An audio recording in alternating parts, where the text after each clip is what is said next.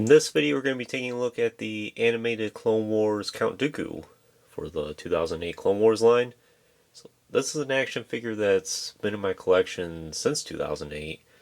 I distinctively recall getting this at a grocery store, and I got Count Dooku here along with Commander Cody at the time, and it was the first releases of it. And I thoroughly think it's a great action figure. It's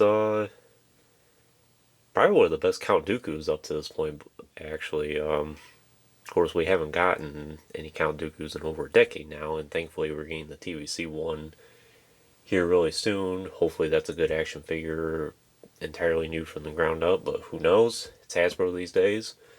Sometimes they really knock it out of the park, and other times it's a big miss on their part.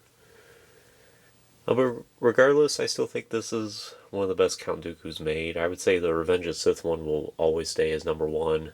The Attack of the Clones Count Dooku, the first one that is still up there as well, and I would say this is definitely within that top 3 or 4 or 5. There are a couple other versions of Count Dooku in the Clone Wars line. So you have this one, and then there's one that came with a speeder bike, which I really want to get that speeder bike at some point. I've been on it on eBay a couple times and unfortunately lost out on those. And the only real difference with the one that comes with the speeder bike and this one, or there's two main differences that is. So he has a cloth cape, as you can see here, he has a plastic one, and he also has hinged knees, while this one, as you can see, does not. So that one might be the best Clone Wars Count Dooku, but regardless, even with the two things with this one, it's still really good as is. Unfortunately, I do not have the package here to show you anymore. I don't have any of the Clone Wars packaging on hand, but this is the one that came out in the blue and white Clone Trooper head package, if you recall what that looks like. But let's just go ahead and dive into this figure.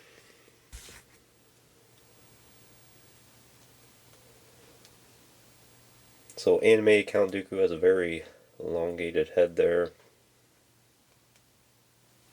I know in the Clone Wars movie he is voiced by Christopher Lee again, and I think in the series, yeah, I'm pretty sure in the series he was voiced by someone else. I'm trying to think what his name was. I want to say it was like Corey Burton.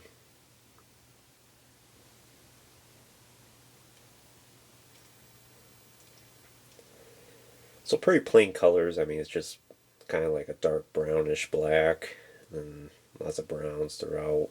Solid colors. But it's a really good sculpt overall. It's very spot on to the animation adaptation of Count Dooku. Yeah, he doesn't stand on a stand very well. Pegs on his feet are very small. As you can see, he has very small feet anyway. And that's one thing about a lot of these Clone Wars action figures is the feet is really small.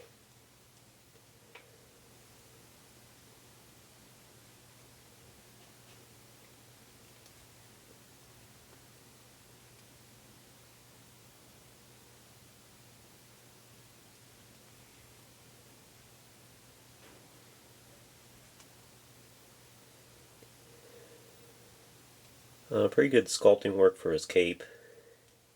Some nice folds in it. Looks pretty realistic. The only main hindrance to it, it's almost not a hindrance at all, but except in his shoulders here. That's about the best you can do with Dooku in his arms when you have the cape on.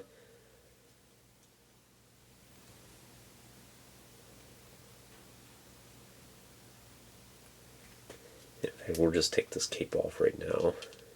Thankfully, it's very easy to take off. I suppose if you wanted to, you could make your own custom.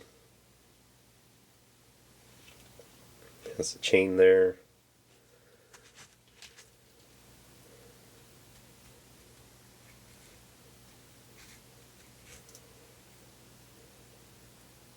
And oftentimes in the Clone Wars series, we see Count Dooku, or Darth Tyrannus, as he should be called, quite frankly. He's like this while he's training.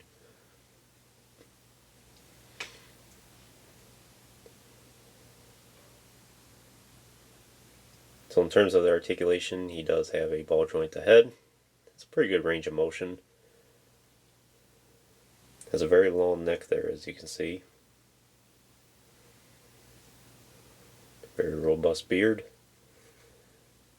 Does have hinged shoulders, as you can see, and hinged elbows, swivel wrists, and a swivel waist, then swivel hips, and no articulation in knees or ankles. So you're kind of stuck with him being in that stance.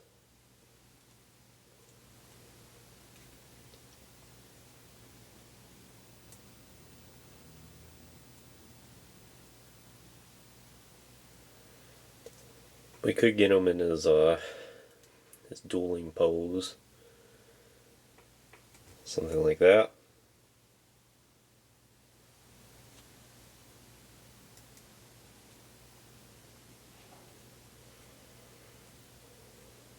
He's a professional fencer. In terms of weapons and accessories, he has the signature of the lightsaber, which looks pretty good.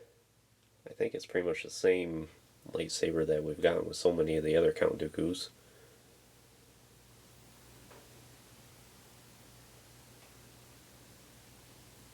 Really like that hilt he has. He also has, just pull him down here for a second.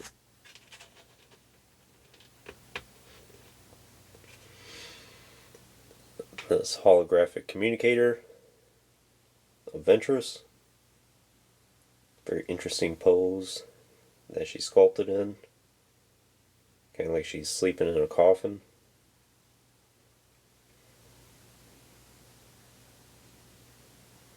And you can't take the projection off. It's just on peg.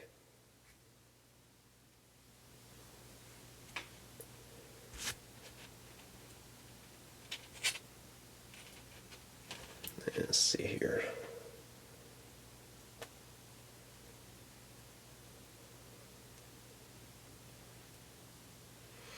It is kind of awkward how he can hold it. I don't think it really matters which hand you have him in.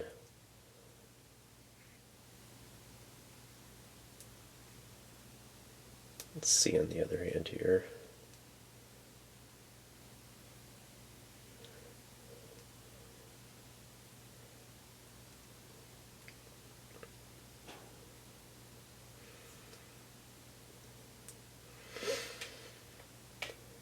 And no matter how you have it, it's not really going to be upright totally. But it still looks pretty good. Maybe you can have it where he's in the middle of battle and Ventress is trying to communicate with him. He's like, what? What is it?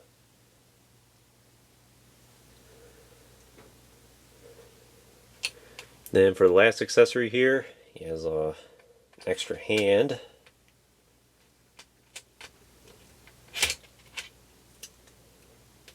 Just get him to stand on his own. Try to. And what would Tyrannus be without his lightning?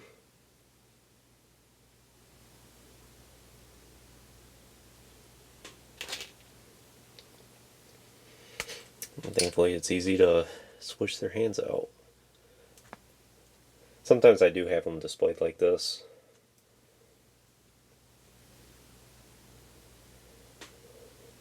You can have it where Savage or Ventress or one of them is bowing to him and he's like, you failed me, and then he shoots him with lightning.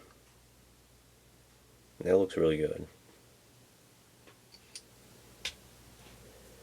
Unfortunately, if you had the cape on, you can only really do something like that.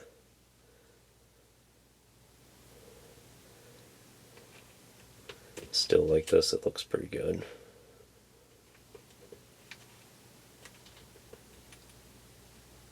Let's see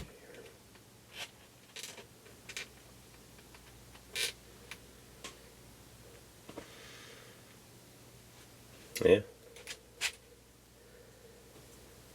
So, would I recommend Count Dooku for your collection? I would. If you're able to hunt down the speeder bike Dooku, I would potentially suggest that one to you because He has the cloth cape, and he also has the hinged knees, which help out a lot. Although that can be kind of expensive and hard to get a hold of, maybe like $50 or $60 for a set that was only like $20 at the time.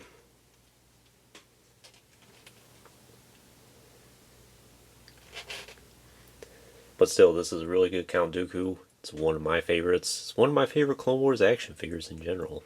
I'm always a big Count Dooku fan, or Darth Tyrannus.